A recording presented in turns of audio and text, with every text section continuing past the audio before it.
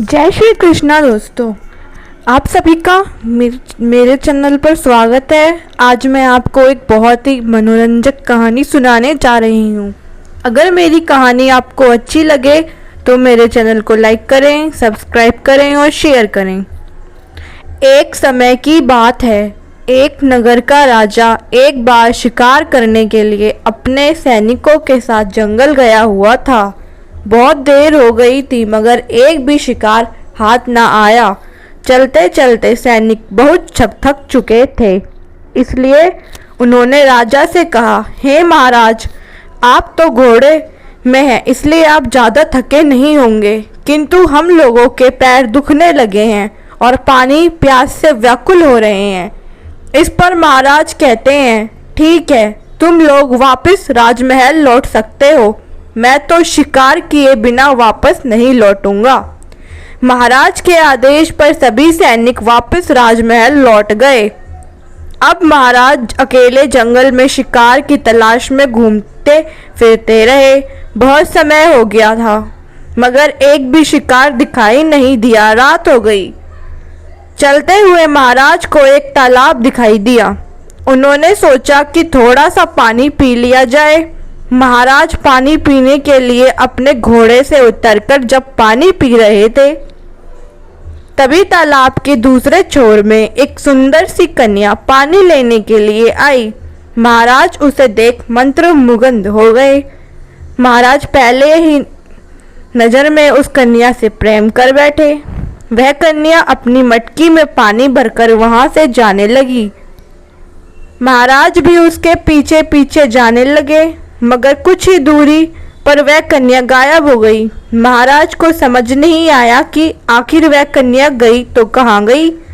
महाराज अपनी सुध-बुध खोकर पागलों की तरह उस कन्या को पूरे जंगल में ढूंढते फिरते रहे मगर वह कन्या नहीं मिली। महाराज उस अप्सरा रूपी कन्या को भुला नहीं पाते थे और वहीं तालाब के पास जाकर उसका इंतजार करते रहे और वहीं पर सो जाते ताकि सुबह जब कन्या आए तो उनसे मिल सके। महाराज रात भर सो ना सके और सुबह का इंतजार करते रहे और जैसे ही सुबह हुआ महाराज उठ गए और कन्या की राह देख रहे थे मगर वह कन्या दिन को भी नहीं आई। महाराज सोचने लगे कि शायद वह कन्या शाम को ही आती होगी, इसलिए उसने प्रतीक्षा करने की सोची और जब शाम हुई वह कन्या पानी लेने के लिए उस तालाब की ओर आई और पानी भरने लगी। उसे देख महाराज जल्दी से उसके पास चल दिए और कहा, हे अप्सरा रूपी कन्या, तुम कौन हो, कहाँ से आई हो? कन्या कुछ कहती नहीं है। महाराज द्वारा उसे पूछा जाता है, फिर भी कन्या चुपचाप पानी भरकर वहां से चली जाती है। रोज इसी तरह महाराज वहीं पर रहकर उस कन्या से उसका नाम पूछते मगर कन्या जवाब नहीं देती। एक दिन राजकुमारी रात के पहले ही अपना चेहरा ढककर पानी लेने के लिए तालाब आती है। उस दिन महाराज गुस्से में आकर उस कन्या के नजदीक चला जाता है और कहता है, हे अप्सरा रूपी कन्या, मैं आपके प्रेम में विवश होकर कई दिनों से इस जंगल में भटक रहा हूँ। अब तो अपना नाम बता दीजिए, मैं तुमसे बेइंतहा प्रेम करता हूँ। आपसे विवाह कर अपने महल की रानी बनाना चाहता हूँ। हमेशा की तरह कन्या कुछ ना कहकर अपनी कुटिया की ओर जाने लगती है। तभी महाराज उसके हाथ को पकड़कर उसके चेहरे से नकाब को हटा देते हैं जिससे उसकी बदसूरती दिख जाती है। यह देख राजकुमार चौंक जाता है। फिर भी राजकुमार उनसे उतना ही प्रेम करता है और उस कन्या से कहता है, हे अप्सरा रूपी कन्या, तुम्हारे इस चेहरे का राज क्या है? मुझे तो मालूम नहीं। दिन में बदसूरत और रात को एक अप्सरा से भी ज़्यादा सुंदर हो जाती हो, मगर अब मैं तुम्हें उतना ही बेइंतहा प्रेम करता हूँ।